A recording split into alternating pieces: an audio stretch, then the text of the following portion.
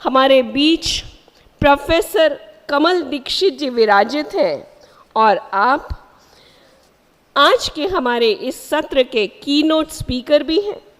National convener media initiative for values आपने माखनलाल चतुर्वेदी, राष्ट्रीय पत्रकारिता विश्वविद्यालय भोपाल के पत्रकारिता विभाग में प्रोफेसर एवं विभागाध्यक्ष पद पर कार्य किया है। राजस्थान पत्रिका एवं कई पत्रिकाओं में आपने अपना योगदान दिया है। वर्तमान में राजी खुशी और मूल्यानुगत मीडिया में आप मासिक पत्रिका के संपादक भी हैं। स्वभाव के सरल, व्यक्तित्व के धनी, आपसे अनुरोध है आप हमें दिशा निर्देश दें। बेहतर विश्व के निर्माण में एनलाइटेंड मीडिया की भूमिका, एनलाइटेंड मैंने ज़्यादा जानबूझ के कहा है क्योंकि ये शब्द ही थोड़ा सा मैंने इसकी व्याख्या चाहता है। इस विमर्श में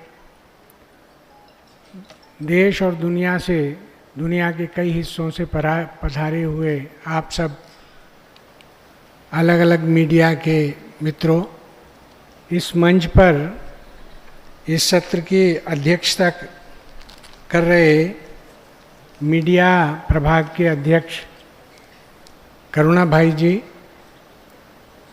इस संस्थान के महासचिव और अजात शत्रु निर्भय भाई जी, आदरणीय निर्भय भाई जी, कोमल भाई जी, आप सब अभ्यागत अतिथिगण जो इस कार्यक्रम के संबंध में सूत्रधार हैं, चंद्रकला बहन जी और मित्रों, दो तीन बातें कहते हुए मैं अपनी बात कहूँगा। पहले तो एक बात समझें हम, बेहतर विश्व के निर्माण का आशय क्या। बेहतर विश्व तो है, टेक्नोलॉजी के संदर्भ में काफ़ी हम आगे बढ़े हैं, जनसंख्या में भी हम बहुत ज़्यादा आगे बढ़े हैं, सड़कें ठीक हुई हैं, बिजली भी है, बहुत सारी चीज़ें हैं, मगर इसके बावजूद भी मनुष्य सुखी नहीं है और उसकी निरंतर आनंद और सुख की तलाश बाकी है। तो मुझे लगता है कि आज भी जो बेहतर विश्व की हम कल्पना करते हैं वो उस विश्व की कल्पना करते हैं जहाँ कोई किसी का शत्रु ना हो, जहाँ हिंसा ना हो, व्यभिचार ना हो, कोई दुखी ना हो इत्यादि। और ये कई बार कहा जाता है कि हम मीडिया करता क्या है, मीडिया जो समाज में होता है वही दिखाता है। मित्रों, जो होता है वही दिखाना ये मीडिया का प्राइम लक्ष्य नहीं है।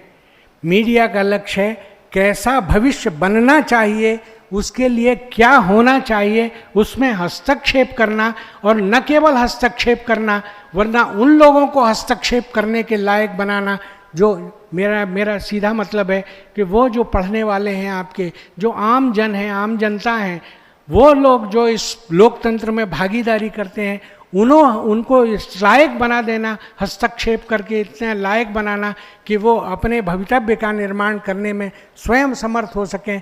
ये सबसे बड़ी एक कैटेलिटिक एजेंट के प्रेरक तत्व के आधार पर मीडिया की सबसे बड़ी भूमिका है। और इसलिए हम केवल ये कहकर नहीं बच सकते कि हम तो वो जो होता मूल्यहीन समाज है, तो क्या मूल्यहीन समाज को मूल्यहीन समाज बनाए रखना ही हमारी जिम्मेदारी है मीडिया की, जो सारे के सारे वैचारिक विमर्श का एक केंद्र बनता है?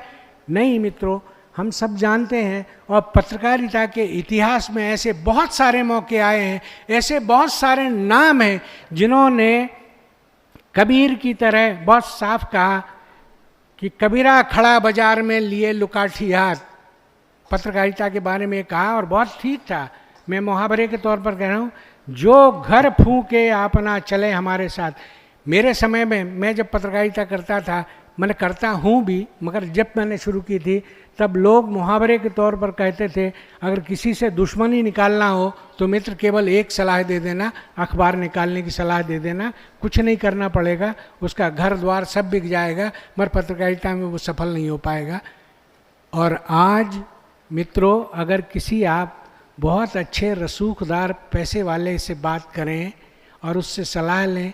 वो अगर चाहे कि कहाँ पैसा लगाना चाहिए, मुझे क्षमा करें, आज जब ये बात कही जाती है तो ये बहुत आदरपूर्वक और बहुत सम्मान के साथ मैं कहना चाहता हूँ।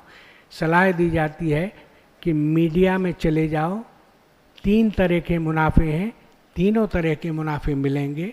और इसलिए आप देखें कि सारा का सारा दृश्य परिवर्तित हुआ है, हो गया, मान लिया। मगर ऐसी जगह जब हम पत्रकारिता की भूमिका कर बात करते हैं, तब मुझे लगता है हमें अंतर परीक्षा करनी पड़ेगी, अपने आप में झांक कर देखना पड़ेगा कि क्या हम पत्रकारिता को केवल आजीविका के लिए करें या उसे समाज परिवर्तन का एक सकारात्मक, सार्थक और बहुत ही प्रयोगधर्मी औजार या इंस्ट्रूमेंट मान करके काम करें। मुझे लगता है अगर आप अपने आप में झांक करके ये विमर्श करेंगे तो मुझे लगता है कि आप मेरे साथ सहमत होंगे कि हाँ, हमें परिवर्तन का एक सकारात्मक इंस्ट्रूमेंट बन करके इस पूरे के पूरे समाज की रचना में परिवर्तन के लिए काम करना होगा। और वो परिवर्तन मित्रों एनलाइटेंड हुए बिना नहीं होगा, अर्थात आपको आध्यात्मिक रूप से अपने को पहचानना होगा कि आपकी लेटेंट, आपकी जो सुप्त शक्तियां हैं, आपके मन को ताकत देने वाली जो शक्तियां हैं वो कौन सी हैं। और उनके आधार पर अगर पहले के महात्मा गांधी से लेकर के पी साईनाथ तक के लोगों ने अगर इस समाज को बदलने में अपनी ऊर्जा का इस्तेमाल किया है, तो वो ऊर्जा आप में भी है, सोई हुई है, उसे जागृत करने के लिए की ज़रूरत है।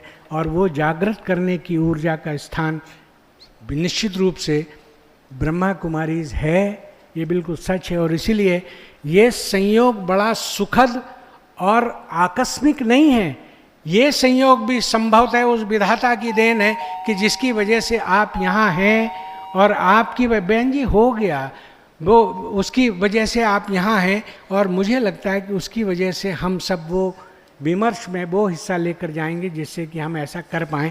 इन्हीं शब्दों के साथ बहुत बहुत आभार, घंटी बजाने के लिए बहुत बहुत आभार, बहुत बहुत धन्यवाद।